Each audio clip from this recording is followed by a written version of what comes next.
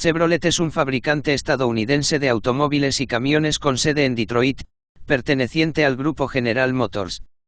Nació de la alianza de Louis Chevrolet y William Crapo Darrant el 3 de noviembre de 1911.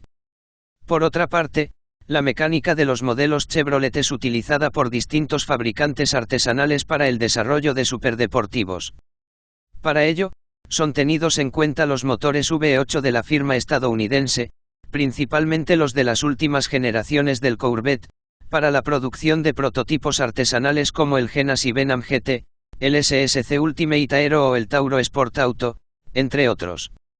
Chevrolet fue fundada el 3 de noviembre de 1911 por iniciativa del piloto de carreras suizo-francés Louis Chevrolet, en colaboración con el ingeniero francés Etienne Planche y más tarde con el empresario William C. Darrant, quien estuvo a cargo de la financiación del proyecto. La compañía había nacido como la Chevrolet Motor Car Company y su fundación fue la estrategia más eficaz planteada por Darrant para retomar la conducción de General Motors, de la cual fue expulsado en 1910 luego de su primera gran crisis financiera. Tras la toma del control de la General Motors por parte de los organismos financieros, William C. Darrant, quien no tenía el más mínimo conocimiento de mecánica, ni mucho menos estaba interesado en llevarla a la práctica, en su afán de querer recuperar su negocio perdido y viendo un gran futuro en la venta de automóviles, decidió invertir parte de su fortuna en la creación de una nueva marca de coches, con la cual poder recuperar lo que alguna vez fue suyo. Por su parte, Louis Chevrolet era un piloto suizo de carreras que había desembarcado en Estados Unidos y se había alistado en competencias de automovilismo, presentándose a correr principalmente con vehículos de la marca Buick perteneciente a General Motors. Estas competencias animaron a Chevrolet a ser el creador de sus propios coches, para lo cual se alió con el ingeniero francés Etienne Planche. Sin embargo, el capital monetario para financiar el proyecto no fue el suficiente como para que el mismo pueda emerger. Por tal motivo, ambos terminaron topándose con William C. Darrant, quien les proveyó el apoyo financiero para la creación de la firma, además de mantener la idea inicial de utilizar el nombre de Chevrolet para bautizar a la compañía. Sin embargo, a pesar de bautizar a la firma con su nombre, Louis Chevrolet nunca pudo ser en sí su propietario, ya que la mayoría de las acciones quedaron en poder de Darrant, dejándole a Louis un paquete minoritario. El logo de Chevrolet surgió cuando Darrant estaba en París en un viaje de negocios, y durante su estadía en un hotel parisino, observó que el decorado de las paredes de su habitación presentaban un extraño dibujo que mostraba un cuadrado mezclado con un paralelogramo, formando una inusual figura geométrica. Aquel dibujo captó fuertemente la atención de Darrant, por lo que arrancó un trozo de ese decorado y se lo guardó en la billetera con el fin de poder implementarla a futuro en una nueva marca de automóviles.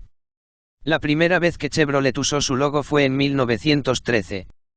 El equipo inició sus acciones el 3 de noviembre de 1911, presentando como primera unidad el Chevrolet Classic Six, un sedán que se presentó como novedad en el mercado, por la implementación de un motor de 6 cilindros en línea, el cual fue considerado una rareza, ya que hasta ese momento se habían fabricado unidades con un máximo de 4 cilindros en línea.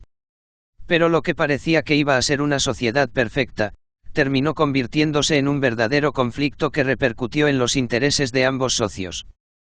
Por un lado, Chevrolet pretendió que sus coches sean reconocidos por su velocidad y su desempeño en competencias deportivas. Por el otro, Darrant pretendió crear un vehículo más conservador, popular y accesible a todo el mundo. La crisis estalló luego de la adquisición por parte de Darrant de la Little Motor Car Company, una pequeña empresa de automóviles de bajo consumo que había entrado en quiebra. De esa forma, la participación de Darrant en la Chevrolet Motor Car Company aumentó considerablemente, lo que le permitió llevar adelante su deseo personal del coche popular. Con los pequeños motores de la Little, Darrant comenzó a desarrollar su coche sobre la base del Chevrolet Classic Six. Sin embargo, la primera oposición la obtuvo de manera sorpresiva por parte de su mismísimo socio Louis Chevrolet, quien no quiso que su marca perdiese prestigio con este desarrollo. Ante esta actitud, Darrant le sugirió la salida de la sociedad, ofreciéndole la compra de sus acciones. La transacción se realizó por una suma considerablemente baja, siendo que dichas acciones valdrían varios millones de dólares unos años más tarde. Tras la salida de Louis Chevrolet de la Chevrolet Motor Car Company, Darant continuó con la expansión de la empresa manteniendo el nombre de la misma, ya que consideraba que su fonética afrancesada era un atractivo para el público y que, al mismo tiempo, les brindaba publicidad gratuita a costillas de su ex-socio. Su plan comenzó presentando el modelo 490, un automóvil de bajo costo desarrollado con uno de los motores adquiridos a la Little Motor Car, y que se presentó como el primer oponente del urbano Forte. La nomenclatura dada a este coche, tuvo que ver con el precio original con el que fue lanzado el modelo, ya que en ese entonces el Forte valía $495, por lo que Darant redujo a $5 el precio de ese coche para vender el suyo. La expansión que consiguió la Chevrolet Motor Car Company, permitió que William Darant vuelva a posicionarse dentro del mercado, de una forma tal que consiguió retomar el control de la General Motors, fusionando a Chevrolet con esta otra y convirtiéndola en la Chevrolet Davidson de la General Motors. El éxito en ventas de la marca, hizo de Chevrolet la marca más representativa de la GM y la terminó convirtiendo con el correr del tiempo en la marca más vendida del siglo XX. A todo esto, Louis Chevrolet continuaría con su idea de crear una marca de automóviles que se destaque por su prestigio deportivo. Con el dinero cobrado de la venta de sus acciones en la Chevrolet Motor Car, se asoció con su hermano Gaston Chevrolet, junto a quien creó la marca Frontenac, marca tomada de una bicicleta creada por Louis durante sus tiempos de vida en Suiza. Louis obtendría un marcado éxito como preparador, mientras que su hermano se destacaría al volante de sus unidades, siendo buenos rivales para marcas de la talla de Buick, Cadillac o Oldsmobile, curiosamente, todas marcas que respondían a la GM de Darant. Unos años más tarde Chevrolet recurriría nada más ni nada menos que a Henry Ford, con quien llegaría a un acuerdo para la producción en los talleres de Frontenac de nuevos cabezales para los motores de los Ford. Ford aceptaría la propuesta de Chevrolet, logrando reacondicionar a su modelo con los cabezales provistos por Frontenac. A su vez, Chevrolet obtendría el permiso de parte de Ford para equipar a sus coches de competición con los renovados motores de Ford T, desarrollando los llamados Fronty Fords, apócope de Frontenac y Ford. Con esta unidad, Gaston Chevrolet obtendría una victoria en las 24 horas de Daytona.